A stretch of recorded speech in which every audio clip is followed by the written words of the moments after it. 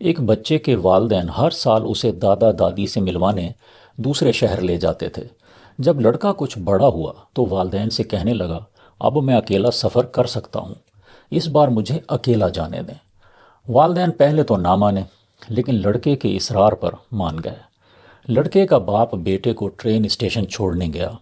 لڑکا اپنی سیٹ پر بیٹھ گیا تو باپ ٹرین کی کھڑکی سے بیٹے کو اکیلے سفر کرنے کے لیے ضروری ہدایات دیتا رہا۔ جب ٹرین چلنے لگی تو باپ نے لڑکے کو ایک رکا دیا اور کہا، اسے اپنی جیب میں رکھ لو، راستے میں اگر ڈر لگے تو اسے کھول کر پڑھ لینا۔ ٹرین چل پڑی۔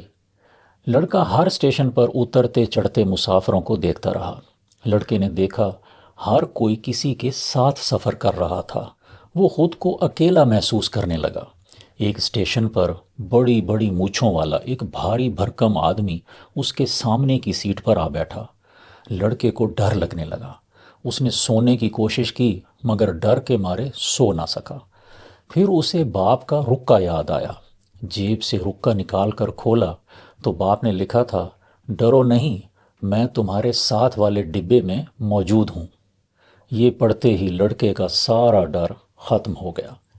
یہ کہانی ہمیں سکھاتی ہے کہ زندگی کے سفر میں ہم اکثر خود کو اکیلا محسوس کرتے ہیں، جبکہ ہم کبھی بھی اکیلے نہیں ہوتے۔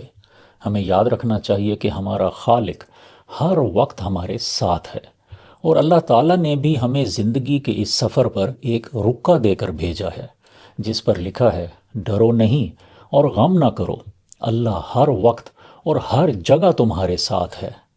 ان اللہ معنا، بے شک اللہ ہمارے ساتھ ہے۔ تو جب اس کائنات کا خالق، مالک اور رب ہمارے ساتھ ہے تو پھر ڈر کس بات کا؟